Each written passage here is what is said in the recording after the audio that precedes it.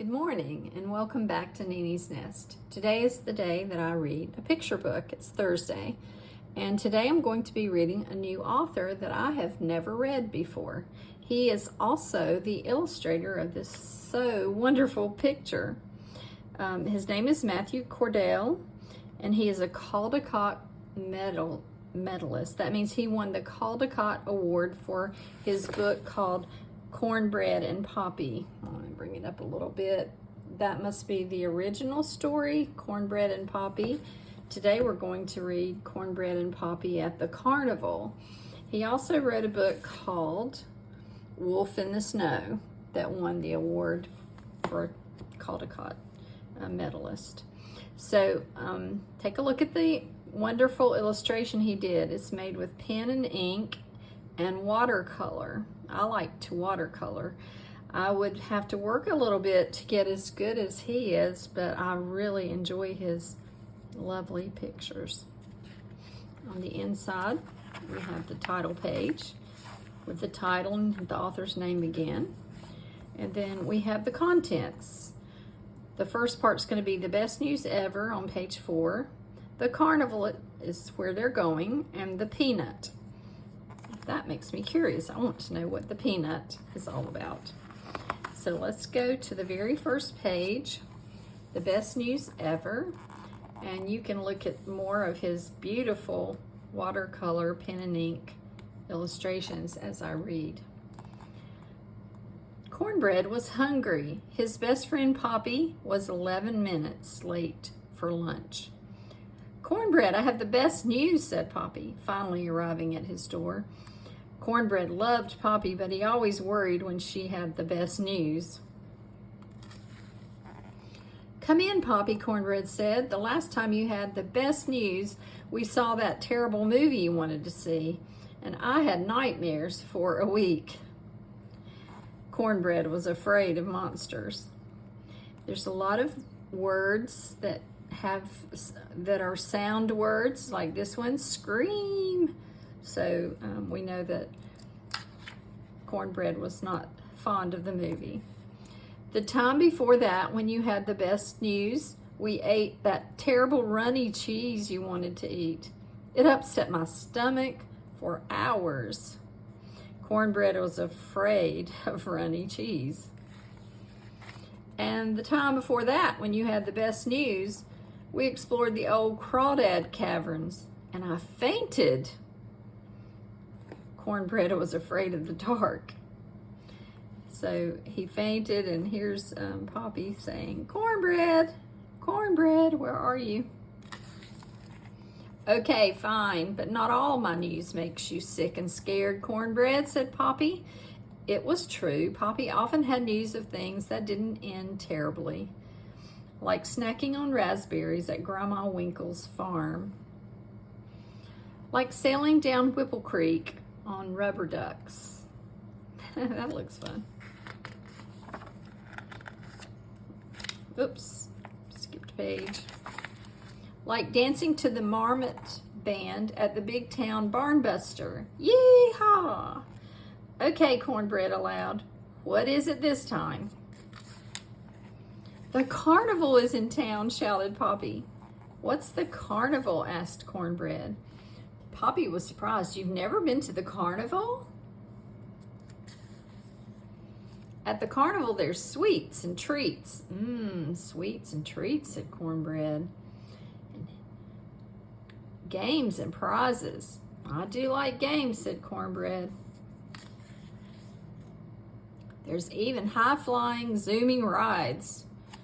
Now, some of you may just think, just like Poppy, like you couldn't wait to ride on this and this big swinging pirate ship. I remember the first time my grandchildren got on there, I was a little frightened to watch them ride on it.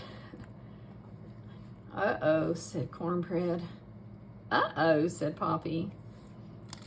These two friends, these two mice, they're not much alike, are they? But they're great friends.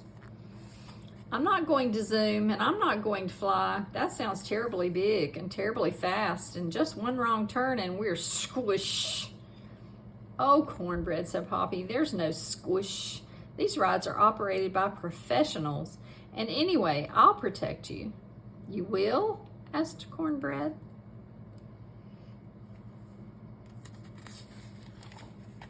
Of course. Remember when you were scared after that movie? I slept by your bed for a week. Well, yes. And when that fabulous runny cheese didn't agree with you, I made you ginger tea and sang you sweet lullabies till you were better. Well, yes. And remember when you fainted in the old crawdad caverns? I carried you all the way out on my back. Yes, I do remember that, Poppy, said Cornbread. Thank you for protecting me. And thank you for doing new things with me, said Poppy. So to the carnival? To the carnival, Cornbread agreed. That's the best news ever. But first, lunch, said Cornbread. Now here's the second part. It'd be kind of like a second chapter in a chapter book. And here they are at the table together. Wow, the whole town must be here, Poppy exclaimed. Down at the base of Maggie Valley, there were tents and booths and great mechanical moving structures. Animals of all kinds swarmed in and around it all. Let's get down there and see the carnival, Cornbread.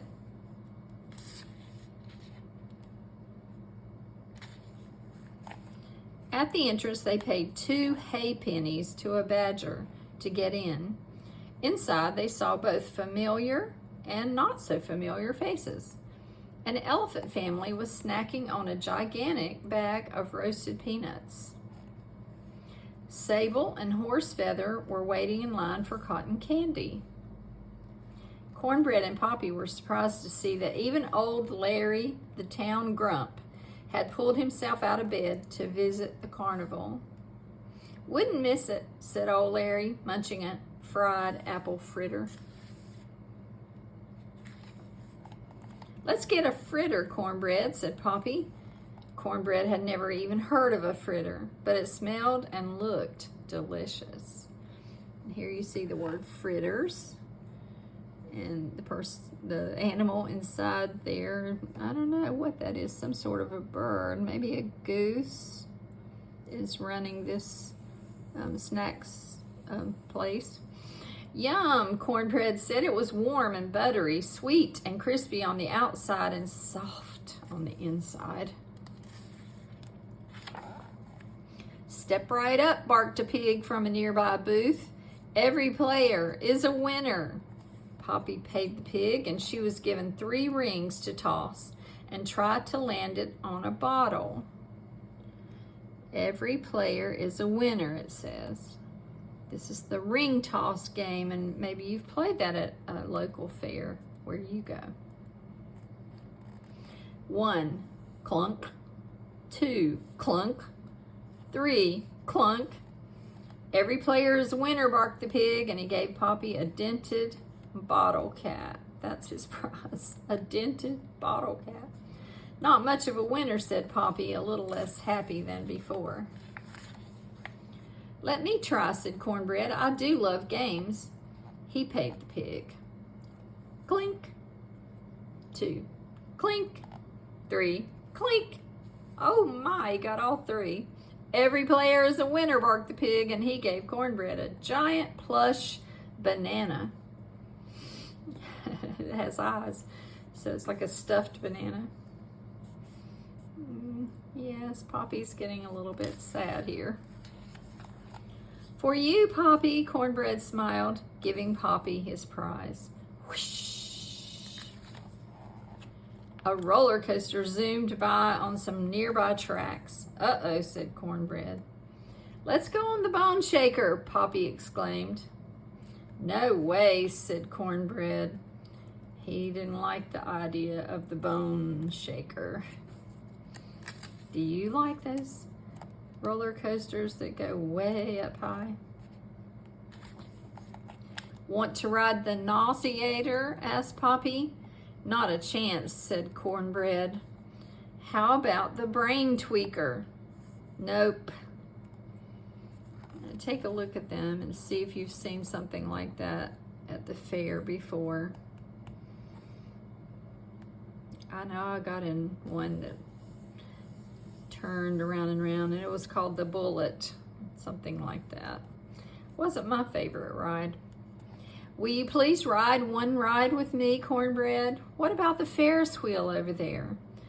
Well, a Ferris wheel sounds nice and calm.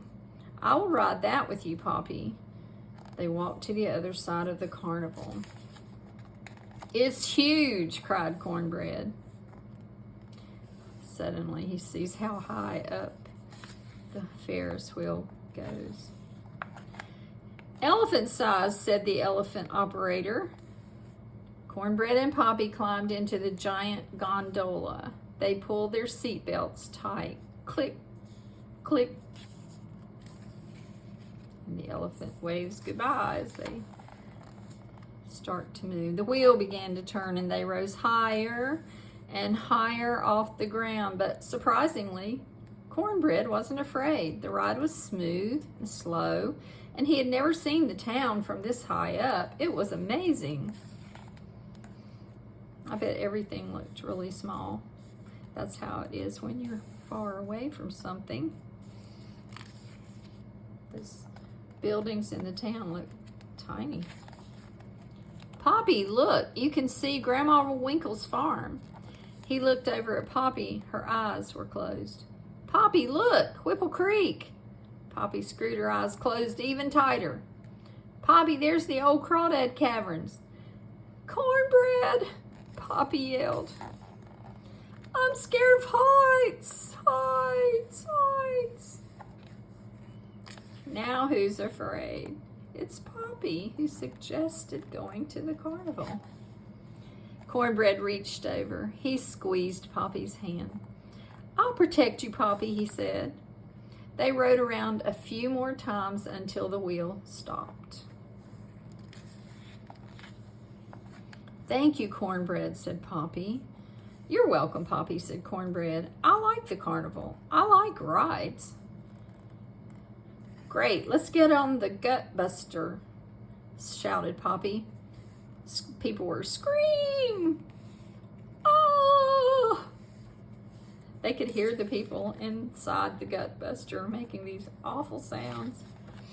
Not a chance, said Cornbread. The Peanut is the last section of the book. As they were about to leave the carnival, Cornbread noticed something.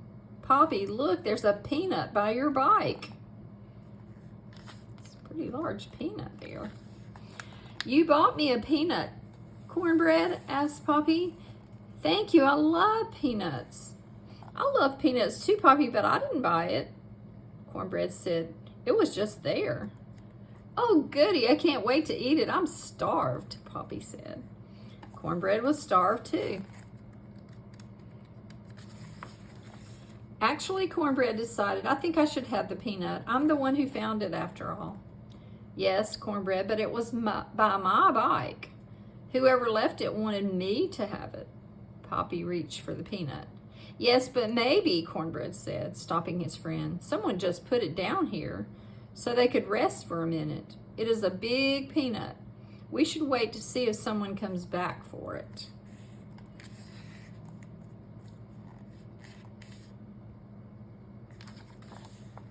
They waited for 10 seconds. Okay, they aren't coming back, so since I found the peanut, I think I should have the peanut. No, Cornbread, it's my peanut, said Poppy. Then things got worse.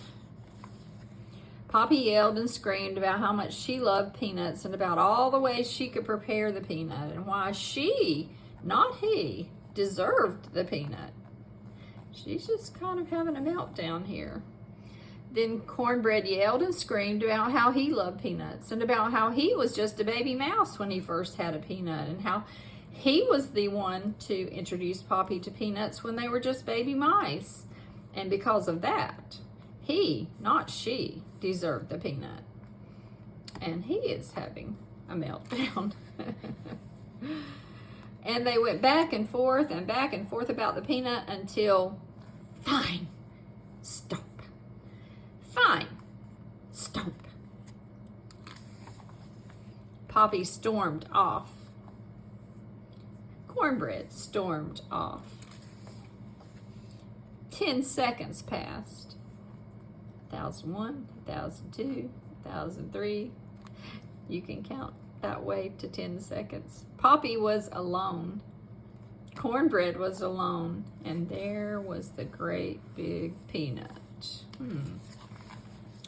They both looked back. They both looked back at the peanut.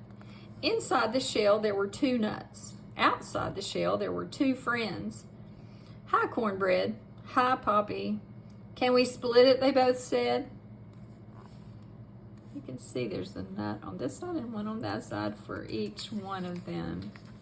Cornbread hugged Poppy, and Poppy hugged Cornbread. Sharing will make it taste better, said Poppy. Boom! Boom! Boom! A mighty elephant trunk sucked up the peanut. Thanks for the peanuts, said the Ferris wheel operator. See you next year at the carnival. Poppy sighed. Cornbread sighed. Do you want to get some cheese, Poppy? They have the kind you like. Yes, please. Poppy ordered the runny kind. Cornbread got the cheddar cheese. And the end of their day was perfect. They were no longer angry with each other, and they were having a snack at the carnival. Please go and give this a thumbs up if you liked this, because I would see that you liked it enough that I should go get the other 2 books, possibly, that Matthew Cordell wrote, Wolf in the Snow, and just Cornbread and Poppy, Another Adventure. So give it a thumbs up.